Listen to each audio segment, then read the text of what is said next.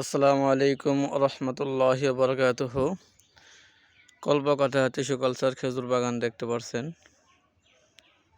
আজকে পবিত্র শুক্রবার, রমজান মাস, 13 রমজান।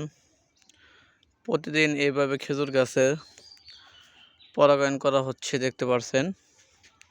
এই যে আজকে একটা বাদা, আজকে কয়েকটি বাদা আজকে ফেটে গেছে। এ গাছে একটি পাতা ফেটে গেছে, আর একটা কয়েকদিন আগে করা হচ্ছে। দেখছেন খেজুরের গ্রোথ কি সুন্দর, কোনো স্পট নাই। মাশাআল্লাহ, অনেক সুন্দর। পরাগায়ন করব আজকে, অনেকগুলো বাদাই পরাগায়ন করতে হবো।